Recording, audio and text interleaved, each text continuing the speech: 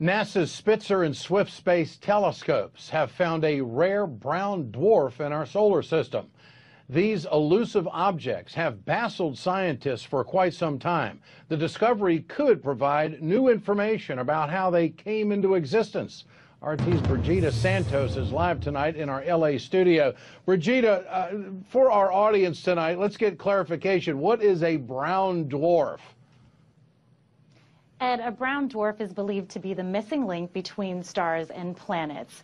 Now, they have a mass up to 80 times that of Jupiter. This particular dwarf is about 30 to 65 times the mass of Jupiter.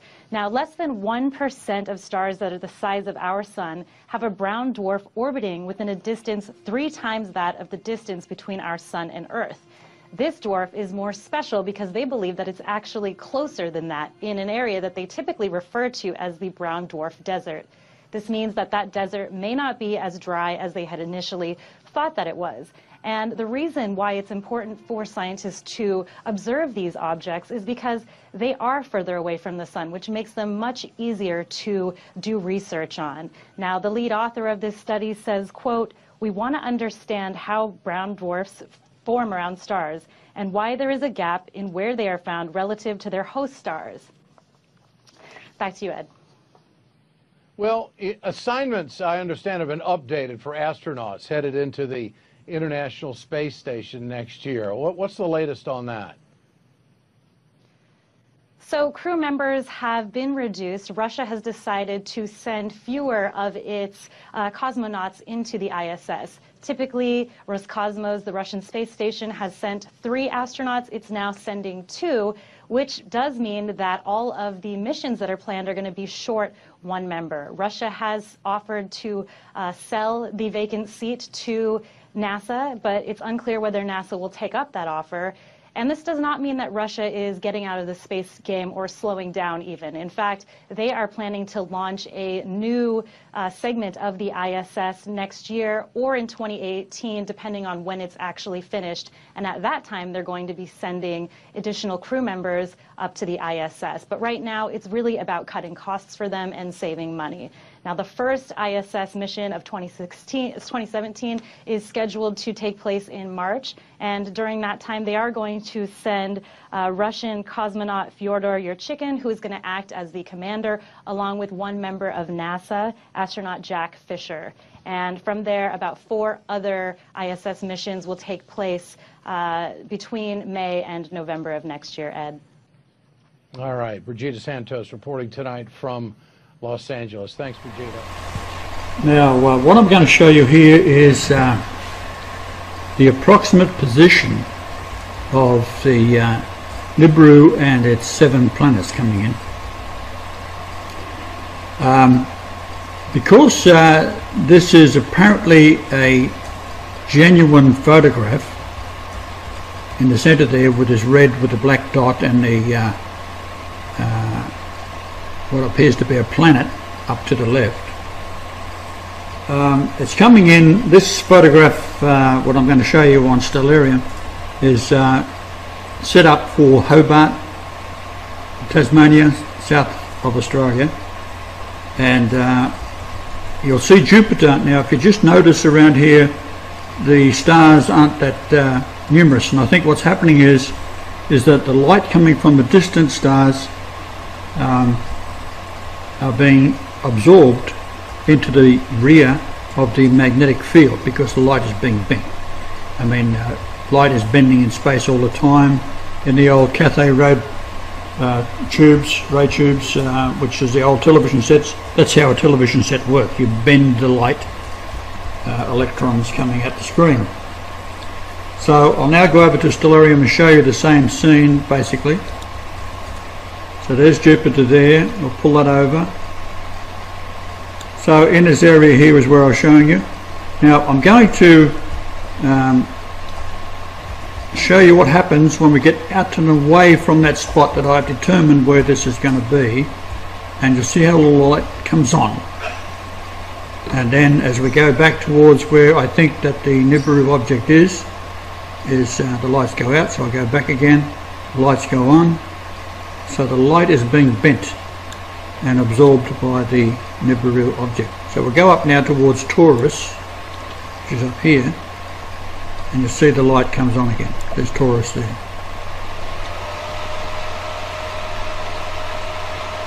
The light's going off again. So possibly this hasn't been noticed by the authorities. I'll just go up again. There she comes on again. Come back down. Jupiter just goes off screen. Now we'll go left and right. Give it some perspective. Light comes on, off.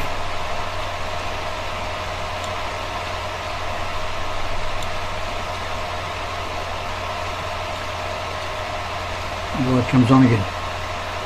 So it would appear to be around this area here. Not to say that it is, but it appears to be that's where the effect is occurring.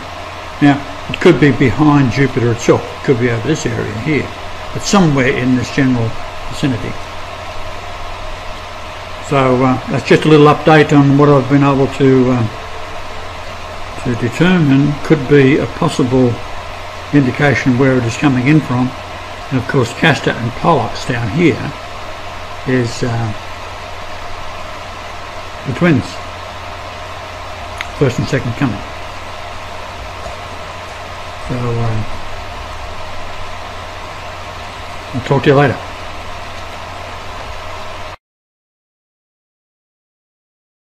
Planet X special bulletin. A dwarf star and 7 planets are coming in. For the past few hours I've been listening to Patty Brassard, spelled Brass, B-R-A-S-S-A-R-D, a former NASA employee who built the robots which are being used on Fukushima at this moment. She tells of an incoming solar system with 7 planets and says that by August 11th, 2013, the existence of Planet X will be undeniable. She says when this object lines up with our Sun on August 17th, 2013, another major earthquake will occur. This time, though, the object will be only 0.32 AU away from the Earth. The unit AU stands for astronomical unit. That's the distance from the Earth to the Sun, previously measured at 93 million miles. But Patty says that the Earth is being pulled in toward the Sun, and this elongates the orbit and will make summers very, very hot and winters the coldest you've ever experienced. More frighteningly, she said that our electric grid will go down, and when it does, all nuclear power plants will go down too. It is electricity which keeps the reactors cool, and when the electric grid goes, the power plant has only hours on auxiliary power before that too fails, and from what I understand, that means total meltdown. And she says you should locate these nuclear power plants. She said there are over 100 in the United States alone, and make sure that you're not near one. I saw a map. They're all over the East Coast. In fact, I look out the window and I can see one. She said the kill zone in Fukushima was 150 miles. Everybody within 150 miles dies when the nuclear power plants melt down. When I looked out the window and saw one at Palo Verde, I put my head between my legs and kissed my ass goodbye. Patty's in Massachusetts and her basement is at sea level, so she does not intend to survive the passing of Planet X. She said Russian and Israeli troops are here to round up the people who protest and put them into the FEMA camps, that's what they were built for. She also said that those buildings have gas pipes 2 feet thick in diameter and that they don't want the people on the surface to survive. She talks about Auschwitz, and I gather that they're going to gas the people in there. Don't go to a FEMA camp under any circumstances. You will never come out alive, according to Patty.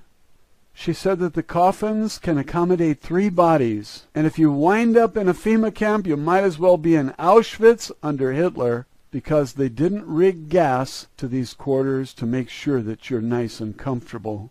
The government never gave a rat's ass about you or your comfort. It's always been about them. They want you dead, and now the truth is coming out from yet another whistleblower. She said all those near the coast are finished. She said we will see the seas rise 200 feet just from the melting of the South Pole, and that the melting is occurring not from the top down, as you might expect from global warming, but from the bottom up. In addition to 200 feet rise in sea levels from the melting of the South Pole, she said that as this object gets closer, it will stop the rotation of the Earth. And as it slows down and the seas keep moving, she says because of the moon, that the moon controls the waters, and that water will continue to move at 1,000 miles per hour, and that anyone living near the coast is finished. Now this follows 3 days of darkness, which she says is caused by an eclipse. This object is between the sun and us. She says that Mars is getting hammered right now with all the debris from the tail, and she recommends that if you want to survive, that you find the highest place on Earth and get underground. Dig a hole. She says bring a camper and bury it under 3 feet of earth. She says rent a backhoe or something to cover it up. I think this is all insanity. What are you going to do? Breathe radioactive air and survive? You're going to go fishing, catch fish in order to eat? She says the worst of this will be from the end of August until November. That's 4 months. How are you going to survive? September, October, November. 3 months. Each person needs half a gallon of water every day. Fresh water, not radioactive water. I think most of us had better put our heads between our legs and kiss our ass goodbye. All those things I spoke about in my Planet X videos, I have about 40 of them. One of them has over 1 million views. And all those things I talked about turn out to be true. And nobody is sadder than me about that. I wanted it to be wrong. I wanted the earthquakes and volcanoes and sinkholes to be some kind of hoax. But who has the ability to cause earthquakes and volcanoes and sinkholes just to have fun? It's not easy to fake a quake, Jake. This is not a mistake. California, Patty says, will drop into the ocean. It's somewhere between the 17th of August, 2013, and the 26th of August. She says there will be a magnitude 15 quake, centered in Seattle, Washington. So I picked up the phone and called all my friends and told them, and they laughed at me. Oh, that's crazy. Go back to sleep. Patty says her own family has scheduled a family reunion from the 10th of August to the 17th. So that tells you how serious her own family is about her words. I think it's very serious. You don't call in all the ambassadors from all the embassies and close the embassies on a whim. These people have tickets to the underground facilities, and you don't, because you are a dirtbag. That's what I've been saying all along. They treat you, the host of the parasites, like a dirtbag. You paid for all of those underground facilities over the past 50 years, and now you're not invited. And so they expect when the people learn the truth, they're going to be angry. They're going to get their guns, and they're going to try to kill somebody. And you're going to end up killing one of our own who's just uninformed. He thinks he's serving his country. He thinks he's a hero. And you're going to kill him? It'd be better if you talk to him. Talk to all military. Talk to all cops. And tell them what's going on, because in the next 10 to 20 days, there's going to be a great awakening by everyone who realizes we are finished. You can't jump in your car and run to get something at the grocery store if the UV A, B, and C are coming down on you. It's deadly. Microwaves will cook your car. She says that microwaves will heat up anything that's metal. It will be red hot from the sun. If California has a 15 magnitude earthquake, do you realize what that will do? And there is nobody to come in and rescue anybody. Remember when all those buildings and freeways fell on people in past earthquakes? Those were 6s and 7s. This is a 15. And every number you go up, it's 10 times more powerful. That means a 15 is a billion times more powerful than a 6. A 6.0 compared to a 15 is 9 numbers up. That's 10 to the 9th power. That's a billion times more powerful. Nobody can survive a 15. Nobody. Not a billion times more powerful than the ones that brought down the Nimitz freeway and crushed cars as flat as a pancake. All that metal and steel crushed to a pancake with people inside them. I lived in California for about 30 years. I know the San Andreas Fault. I know where it goes in Los Angeles. I know where it goes in San Francisco. But once you get into Oregon and Washington, I don't know much about the San Andreas Fault. I understand that it goes all the way to Alaska. Now, if these plates fracture and California sinks because of lack of support, the pulling away from that plate, the Pacific plate, the tsunami that will come into Los Angeles could be very high.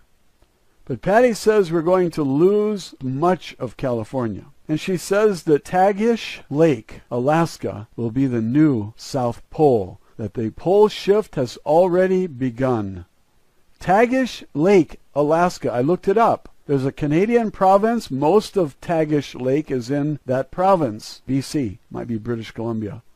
But as soon as you go over into the U.S. side, Alaska, there's still part of the lake there, a very small part. But she says just north of there will be the new South Pole. Now that's not what Nancy Lieder said. Nancy Lieder had the North Pole off the coast of Brazil and the South Pole dead center in Saudi Arabia, I believe. Maybe it was reversed. Maybe the North Pole was Saudi Arabia and the South Pole was off the coast of Brazil. That's east of Brazil.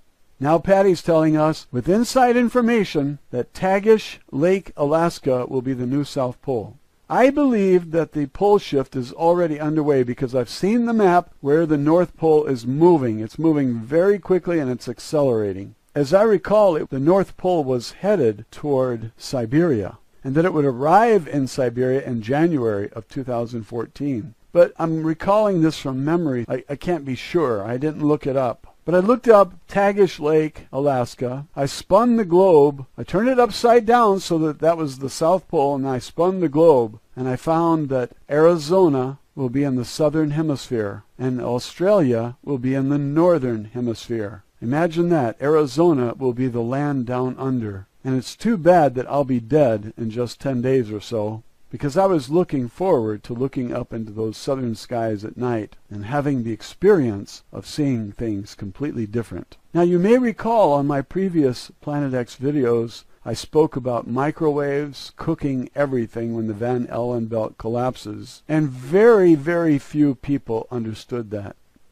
They tell me they've got a garden, they're going to go camping, they'll be all right. And I knew that they had no idea what a microwave was, or how it cooks you, or how the Van Allen belt protects us, and that's going to collapse because this star is enormous. I always ridiculed those who said that this star was 4 times the size of Jupiter. Patty says that just one of the 7 planets is 4 times the size of Jupiter. She said that the asteroid belt was a planet, and it got hit head-on by one of these things in the tail of Planet X, and it got smashed to pieces, and that Jupiter absorbed most of it, and the asteroid belt is just what's left over. Now imagine that you cannot go outside even to pee for 6 weeks because there will be deadly, she calls them UVA, UVB, and UVC, ultraviolet A, B, and C rays, which kill everything. I never heard of ultraviolet A, B, and C. I knew that ultraviolet rays kill everything, especially the things we depend on. That's why I say, if it kills the things we depend on for survival, how are you going to survive? She says that some people will survive. Maybe those microorganisms will be inside the caves. I don't know. I think life is going to be extremely difficult. I hope that the first to die are those in the underground facilities, the so-called elite and government, because they are the most evil. And all you religious people who think that Jesus is going to save you, well, you're going to find out. Now this announcement that I'm making to you is the most grave announcement I have ever made about anything. And while Patty gives advice about how to survive, She says, dig a hole, cover it with at least 3 feet of dirt, put some sort of camper or something in there, rent a Caterpillar or something that costs $200 a day, and dig a big hole in your backyard, put your camper in there, and then cover it up with 3 feet of dirt. That's crazy. You won't have food. You won't have water. You won't be able to go outside. How are you going to flush the toilet? If you do survive,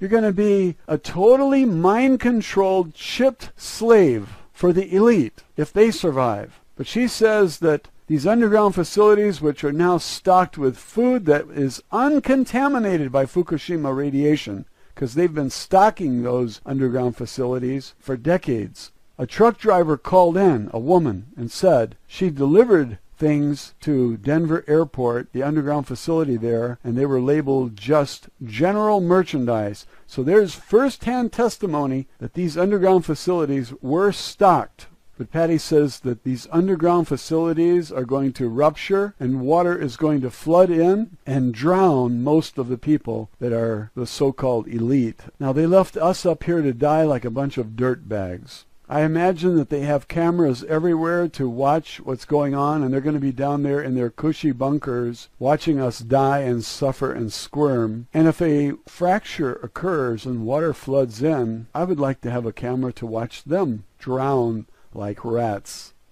If that water is from the Pacific Ocean, maybe it will be full of radiation, and maybe it will contaminate all of their fresh food down there. Maybe the air that comes in will be full of radiation, because all over America, tests are showing that our air is just full of radiation. And maybe this is why the psychic, the French psychic, could not see past 2012. Maybe that's why all those who did time travel said that there was a barrier after 2012. When pressed, the French psychic said, 2 possible reasons: we have a war with aliens, or I'm dead, and that's why I can't see beyond 2012. Well, you've got strontium in the air, which causes bone cancer, and plutonium, which affects all the organs and tissues. And thousands are already dying from the radiation from Fukushima.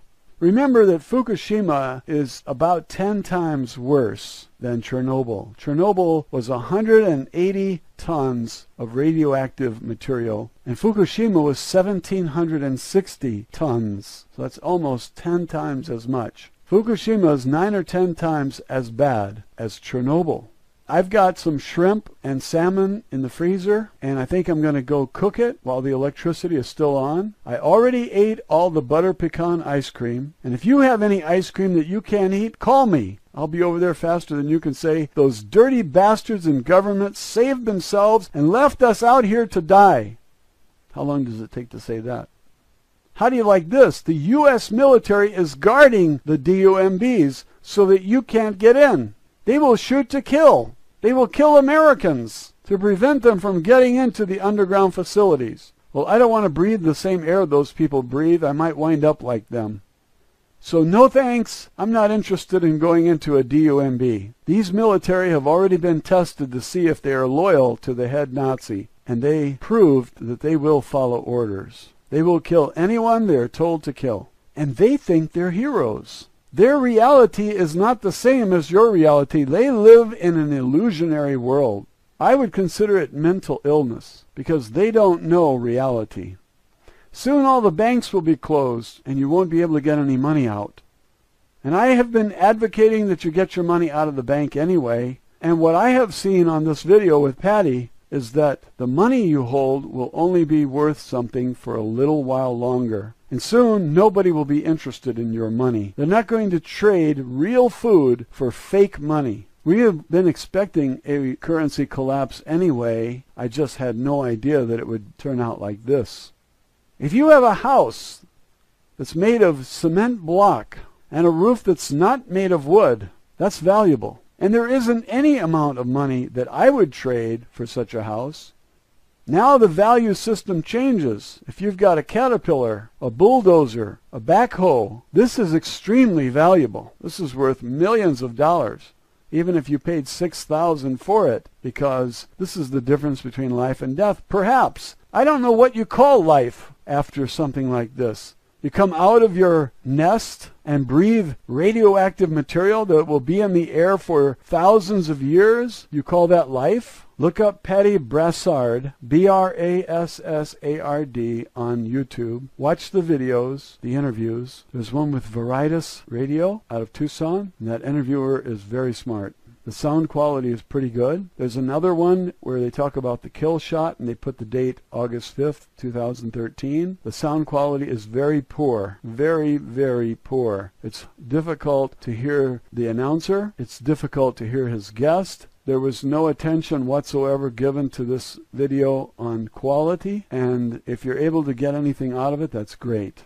There's a lot of blank space, so it means the audio was not edited, and because of these reasons, it's not a very good quality video. But it's the best you have at this time. You might wonder what is going to happen to Patty. Well, she said she's old, and she's already lived far longer than she expected to. She's falling apart because she carried an M16 across her chest, and the bullets were either depleted uranium or enriched uranium. Can you imagine the U.S. government having soldiers carry radioactive material so close to the chest? This is disgusting, disgusting. And this story should spread to all military so they know how the government really thinks of them. Listen to Patty's testimony. She was in Iraq. She was in communications. These lives meant nothing to the Nazis. Nothing. They were pawns, and the military should understand that. I didn't know that they were using enriched uranium. I knew they were using depleted uranium, but I thought it was only for shells. She said when they are trying to penetrate the ground, they use enriched uranium. These are war crimes. That's who your government is. They're war criminals. They're false flag inside job terrorists. And Patty says the last 4 major terrorist attacks were all inside jobs. And it was done in order to take the guns because they can't pay the Chinese in gold, and so they offered them coastal properties. The Chinese wanted coastal properties, but they said, you disarm the people first. That's what Patty said. That shows you she has a lot of inside information. Now remember, August to November, about 4 months, will be the roughest part of the passing of Planet X. She said if you want to save yourself, it's already too late. She produced some very believable images to support her claims, and she claims to be able to access computers at NASA and EPA and other government agencies. And she revealed that NASA is not a government agency, it's a private corporation. She said it's no more government than the Federal Reserve is. There's one more thing I would like to tell you. She said that 6 astronomers or scientists, these are top astronomers and scientists, had decided that they were going to talk and tell the people, and all 6 of them were killed recently. I haven't heard of it. I don't know who the scientists are, but I think that Patty might be murdered soon also. I would not be surprised. In fact, I am also looking for a bullet, but I'm old and it doesn't matter if they kill me. I don't want to die of thirst. I don't want to die frying under a microwave sky or dying under UV light, ultraviolet light. This is not for me. I'm going to continue my effort to inform and let the chips fall where they may. You all have a right to know what's coming, and your Nazi government will not tell you anything because they want you dead. That's the way it's been for a long time now, and I've been saying it from my first video because I've been reading and putting the pieces of the gigantic puzzle together, and I know what evil looks like. Government is pure evil. And if you didn't know that before today, the next 10 days are going to be enlightening. Trust me. And all that propaganda you've been sucking up on the TV will now be blown away when the electric grid goes off and you have no TV and no drinking water. You'll be defecating outside because the house stinks from a toilet that can't be flushed. There's no water. The government wants you dead, and you're better off dead. And all you religious people out there who hounded me relentlessly and dumped your scriptures on my channel, I hope Jesus saves you from the frying sun's rays. And I got some advice for you. Pray while you cook. That's as much as I can say at this time. Have a wonderful day, and thanks for listening. Shalom Chavrim, I'm Stephen Ben-Nun. You're watching Israeli News Live, and today's broadcast is very unusual. We're going to be discussing several things in our news broadcast today that clearly are, in some people's opinions, they are conspiracy theories. In other people's opinions, these things are really real. These things are happening on the earth. But we're also going to be looking at this from a prophetic standpoint, something that I discovered recently written in the book of Enoch, a book that, well, in some circles of Christianity and in Judaism, that the book of Enoch is not part of Bible, but yet it's clearly part of the Ethiopic scriptures. It was even part of the Qumran community, where there has been many fragments, including an incomplete scroll of the book of Enoch that was discovered. So the Jewish people did accept the book of Enoch as an authoritative biblical scripture at one time, and in many Bibles it still is there, including even the Et Sefer that Dr. Stephen Pidgeon has put out as well, where he put this book back in the Bible. So we're going to be looking at some things from there, and we're going to even be looking at some articles that have been considered, well, some might say it's fake news, some might say it's satire. Regardless of the case, there may be some very truth to it, and this is why I wanted to talk to you about these things. Antarctica has really become a major subject in recent, well, in fact, in the last year, even more so.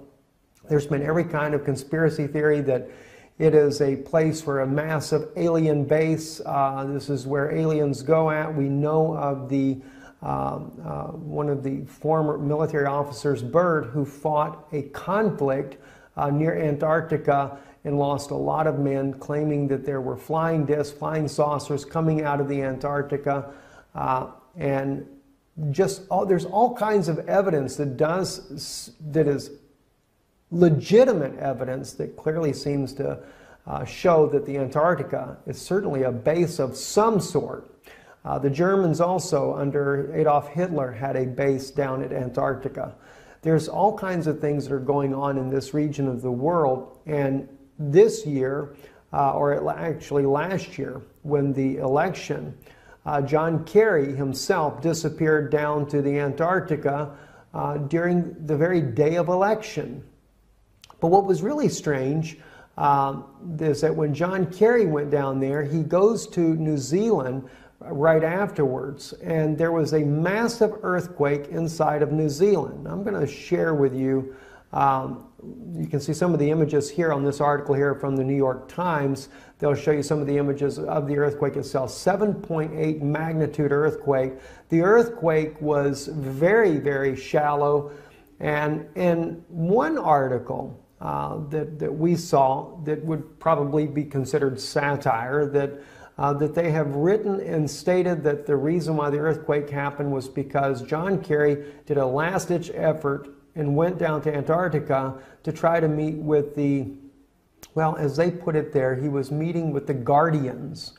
And the Guardians had rejected his plea to put Hillary Clinton in the White House. Instead, Donald Trump would become the next president of the United States. Now, I realize that it sounds so far-fetched, sounds so crazy, in fact, to even think of that. And then, of course, they said that the earthquake at New Zealand, where he went immediately after the Antarctica visit, was a warning to him not to come back again. Well, that's what they also said in the article. Those of you that remember, here is a picture here of the Patriarch Kirill. Patriarch Kirill is also the head of the Eastern Orthodox Church, who went also to Antarctica on a very unexpected trip after he met with Pope Francis in Cuba.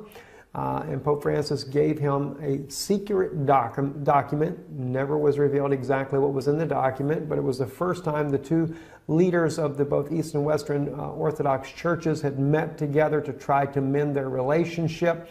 He goes to South America afterwards, and then the unexpected trip to Antarctica. Well, the question is, why did he go to Antarctica? Well, in one article here, the Ark of Gabriel, Antarctica, Russia, and the Apocalypse, speaks about how that the Russian government had actually moved a mysterious ark that was discovered at Mecca underneath the ground there and was brought out.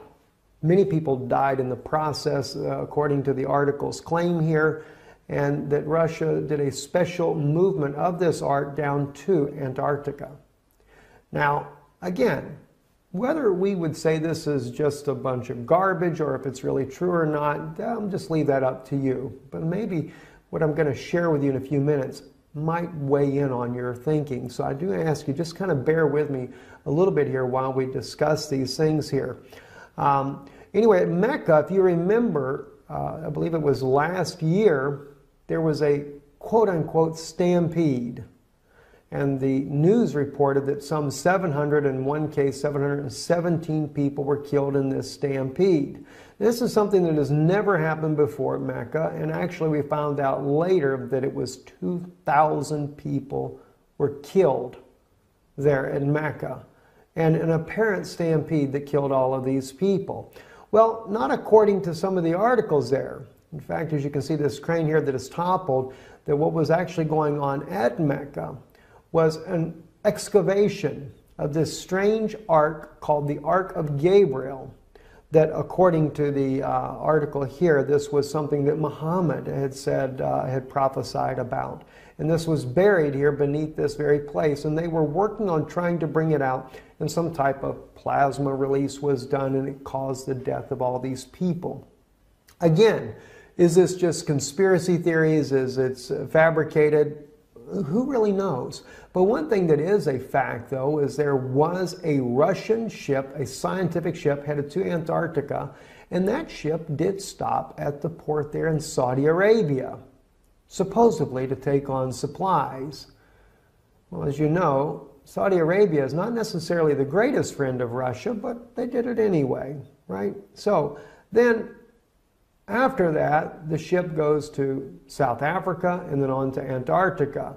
So they did stop and pick something up in Saudi Arabia. So maybe the article has got some truth in it after all. And then right after this ship goes to Antarctica, this is when Kirill suddenly goes down there to visit the one and only Eastern Orthodox Church at the Antarctica. So just too many strange things are happening. And a lot of people just write it off as conspiracy theories, you know, these things about aliens and you know, all this stuff going on in Antarctica. This is just a bunch of nonsense to begin with. Well, you know, I always I looked at these things and I think, wow, that's pretty interesting. I will tell you though, this article here that you're seeing now in English, this article did appear in the mainstream Russian media as well. We did a report on this back months ago, and I was trying to find the actual report I did on it. Could not find it to save my life there. But I wanted to share that with you, and if you look back, maybe you can find it yourself. But when we did the report on this, we used Russian media, mainstream Russian media, that does not look at this as being just a fabrication.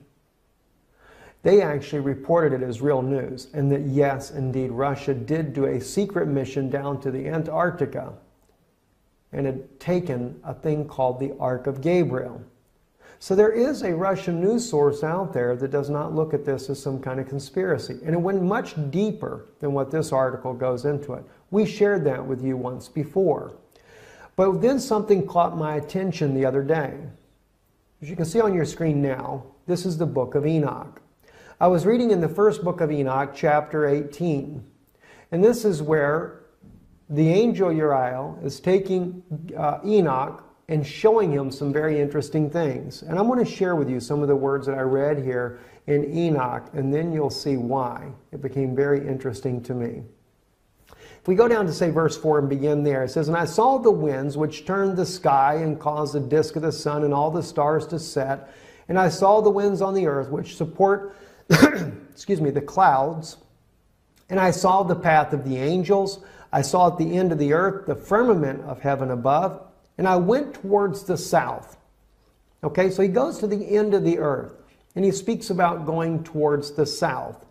"And it was burning day